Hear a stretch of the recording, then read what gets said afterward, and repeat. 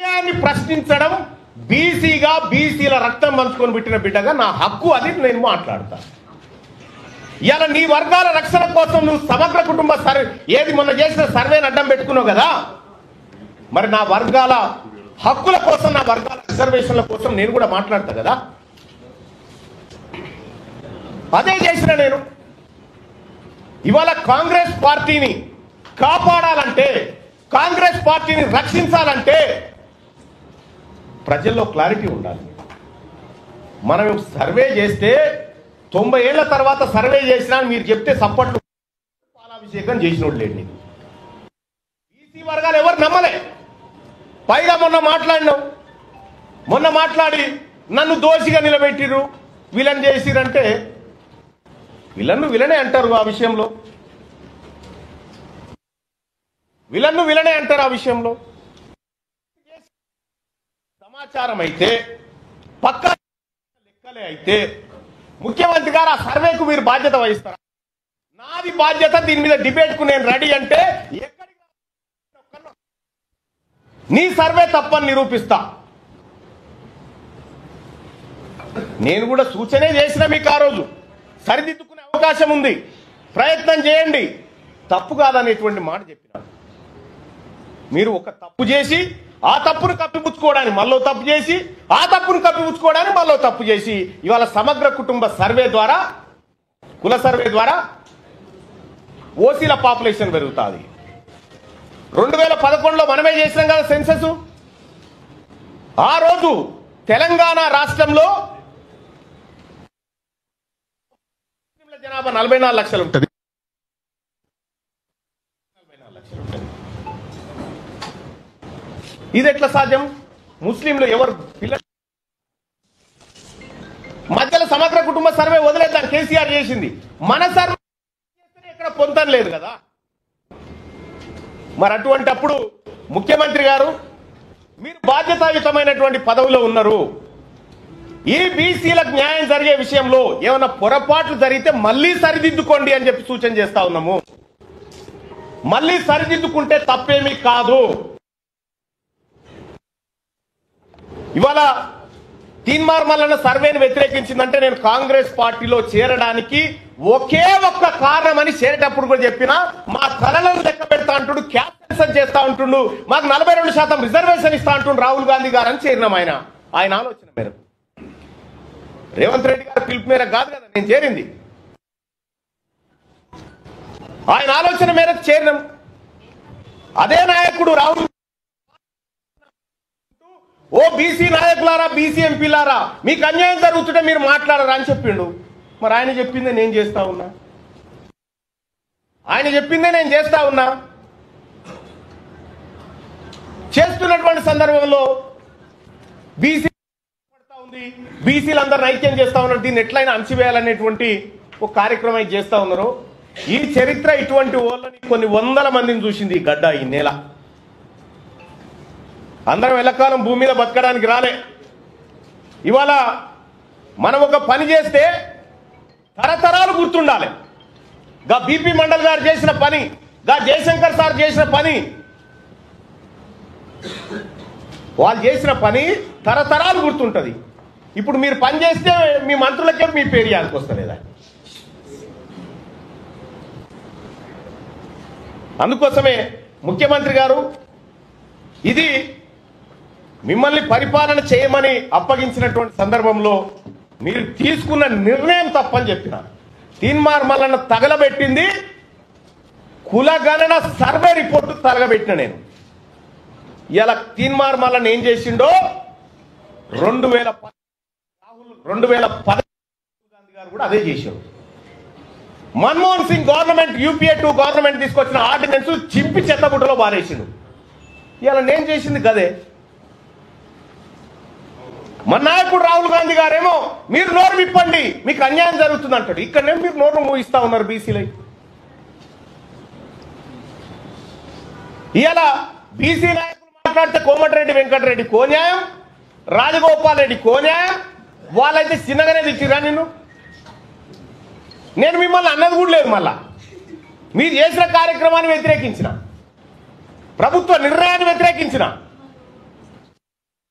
కుద్దు రాజగోపాల్ రెడ్డి గారు అనే నువ్వు బ్లాక్ మెయిలర్ అని చెప్పి వెంకటరెడ్డి గారు 50 కోట్లు పెట్టి తెచ్చుకున్నావని తిట్టే.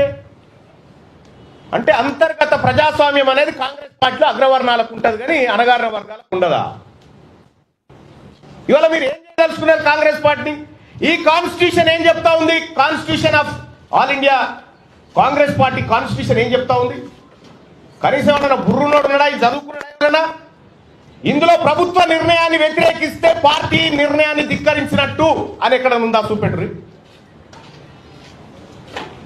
మీ ఇంటెన్షన్ ఏంటంటే బీసీ లేవకుండా చేయాలనేటువంటి మీ ఇంటెన్షన్ ఏదైతే ఉందో మీరు ఆ భ్రమలలోనే ఉండుర్రి. ఇవాళ బీసీలంతా చైతన్యవంతమై మేము ముందుకు పోతా ఉన్నాం. అలాగే సోదరులారా తెలంగాణ రాష్ట్రంలో కాంగ్రెస్ పార్టీ ప్రభుత్వం ఏర్పడడానికి తీన్మార్ మల్లన్న ఏం చేసిండో మీ ప్రజలందరికీ తెలుసు. కేసీఆర్ ప్రభుత్వంతో ఒక్కడై పోరాడుతుంటే మీరంతా ఆడున్నారా?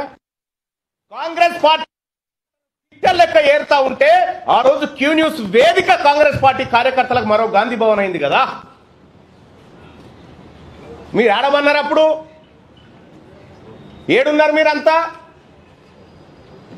ఇవాళ తీన్మార్ మల్లన్న రెక్కల కష్టంతో నా ఒక్కందే కాదు, ఇంకా ఇగో ఇక్కడ కూర్చున్నారు రఘు, ఇంట్లో చాలా మంది జర్నలిస్టు మిత్రులు అలాగే మేధావి వర్గాలన్నీ కష్టపడితే ఇలా కాంగ్రెస్ పార్టీ అధికారంలోకి వచ్చింది. కాంగ్రెస్ పార్టీని ఏ ఒక్కరి అధికారంలోకి తేలే, అందులో నా పాత్ర కూడా ఉంది. నేను 45 నియోజకవర్గాల్లో తిరిగి క్యాంపెయిన్ చేస్తే 42 నియోజకవర్గాల్లో కాంగ్రెస్ పార్టీ గెలిచింది.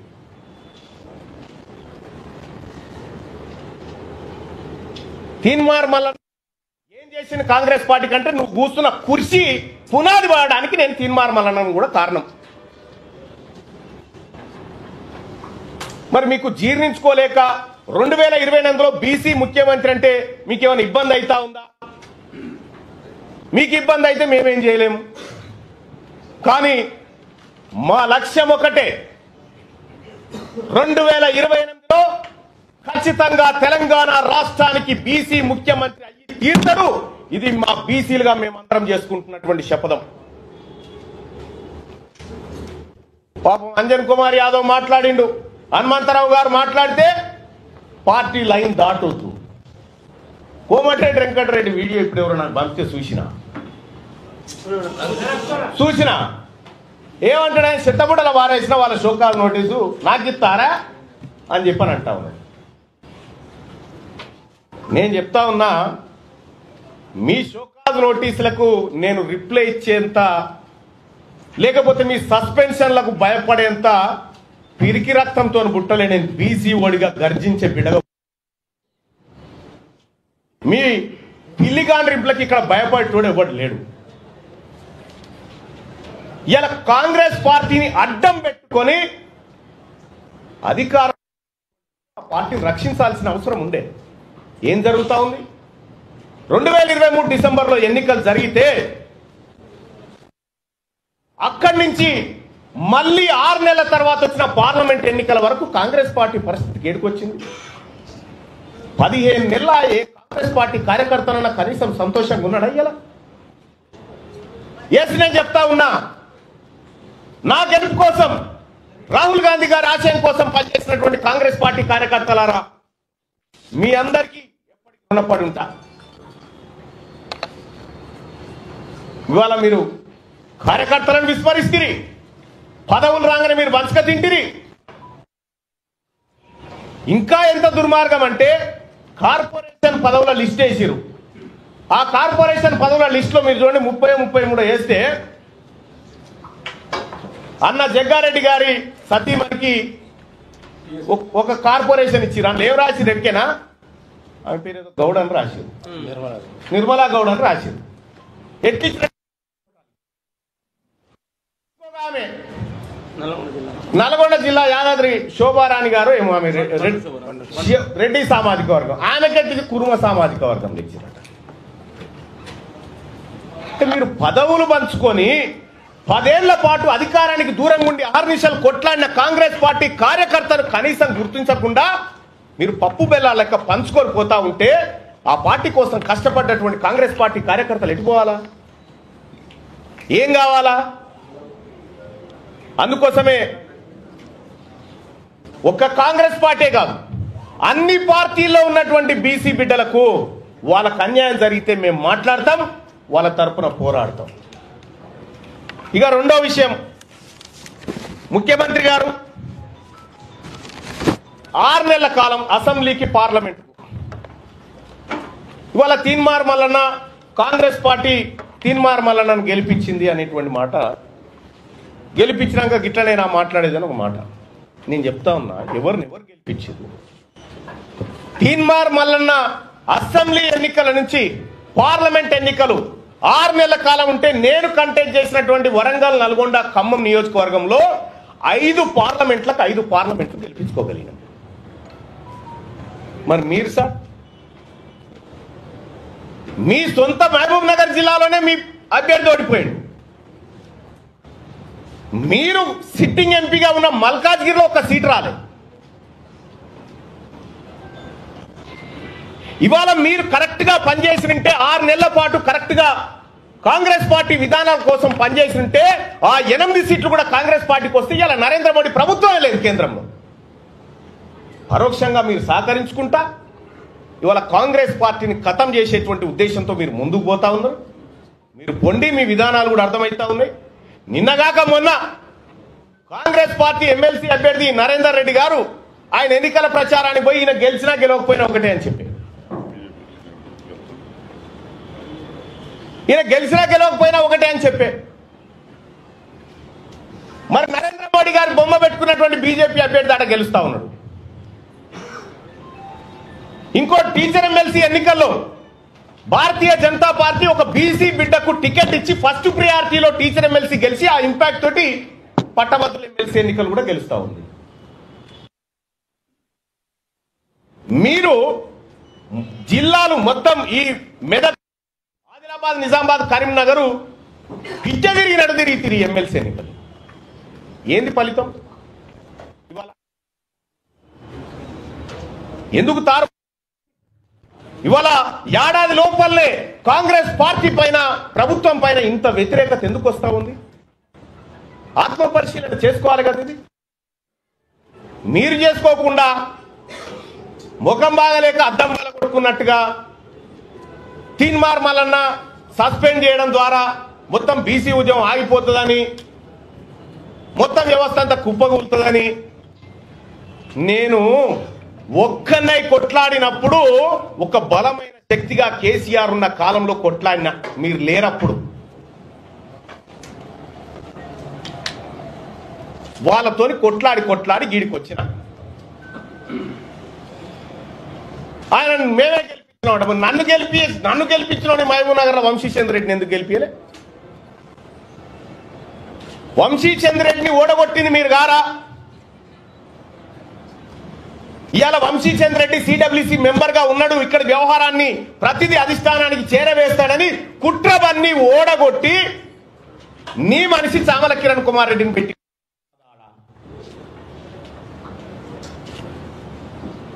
వాళ్ళ కాంగ్రెస్ పార్టీకి మంచి జరిగితే ఓకే, కానీ మంచి జరిగే పరిస్థితి కనిపిస్తలేదు మీ నిర్ణయాల వల్ల. ఇవాళ నా మాట ఎవరు ఇంటలేరు కాంగ్రెస్ పార్టీలని అలిగిపోతా ఉన్నావుట. నువ్వు అలిగిపో, అలుగులో దుంకు.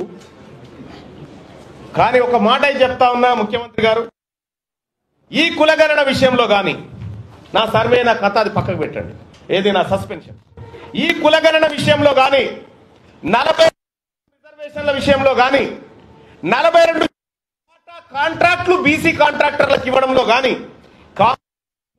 కానీ ఎక్కడైనా బీసీలకు అన్యాయం జరిగితే బరాబరి కొట్లాడతాం. ఇవాళ నేను మాట్లాడడానికి ఏమైనా అడ్డం గురించి అన్ని క్లియర్ చేసి పెట్టి,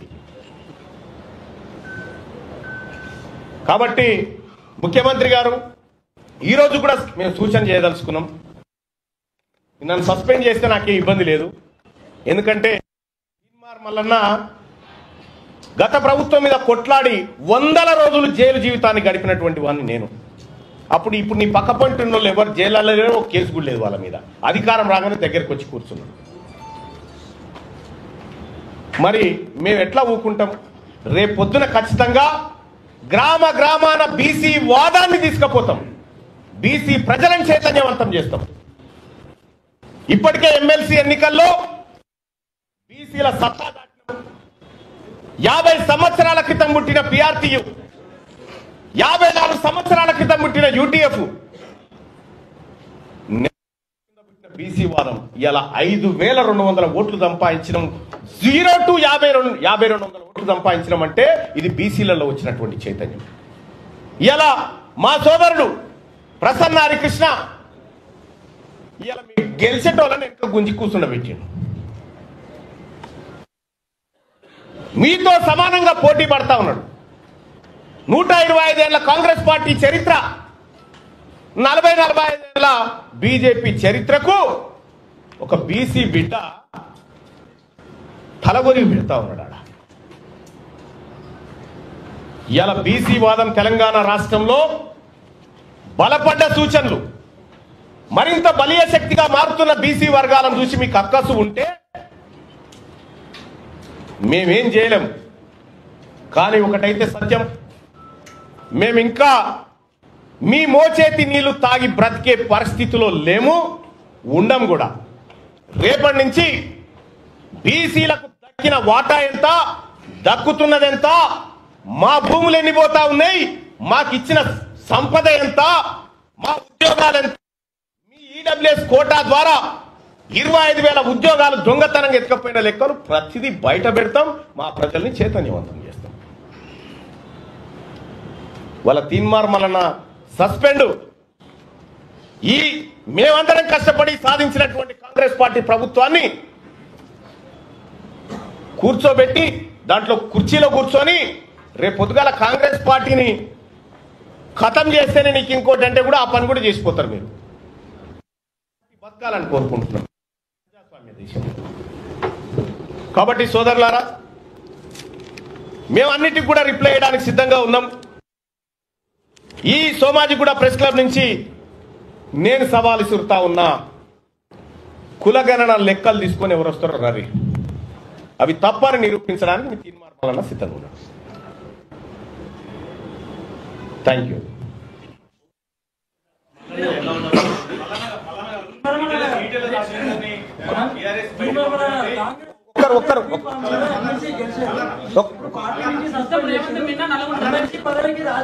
నాకు ఒక్కరు అడగండి బాయ్ సార్, దయచేసి ఒక్కరు అడగండి, నేను 100 ప్రశ్నలకైనా సమాధానం చెప్తాను.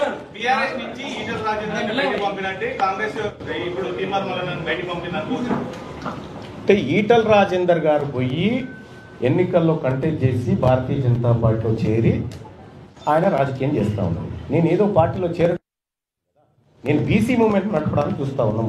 మేము బీసీ ప్రజలను చైతన్యవంతం చేసేటువంటి కార్యక్రమంలో ఉన్నాం. దానికి దీనికి ఎలాంటి పోలిక లేదు. యుద్ధం మా శరీరాల మీద, మాలో దాగిన బానిసలు ఉన్నారు కదా, మా శరీరాల్లో వాళ్ళని బయటికి తీయడం కోసం యుద్ధం. కాంగ్రెస్ బీ ఫామ్ మీద ఎమ్మెల్సీ గెలిచారు, ఇప్పుడు పార్టీ నుంచి సస్పెండ్ చేసింది. ఎమ్మెల్సీ పదవికి రాజీనామా చేస్తారా, లేకపోతే మళ్ళీ ఎన్నికల వస్తే? ఉప ఎన్నిక ఎందుకు వస్తుంది? మీరు పార్టీని సస్పెండ్ చేశారు కదా, కాంగ్రెస్ బీ ఫామ్ మీద ఎమ్మెల్సీ గెలిచారు కదా. వాళ్ళు సస్పెండ్ చేసుకుంటే నేనేం చేయాలి భాయ్ సార్? నేను రాజీనామా చేయలేదు.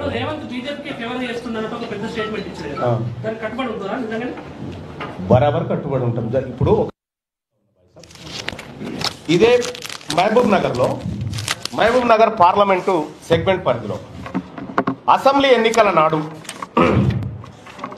అసెంబ్లీ ఎన్నికలు ఎప్పుడైతే జరిగినాయో, అసెంబ్లీ ఎన్నికల్లో భారతీయ జనతా పార్టీకి 7 సెగ్మెంట్లలో కలిపి 1,14,000 ఓట్లు వచ్చినాయి.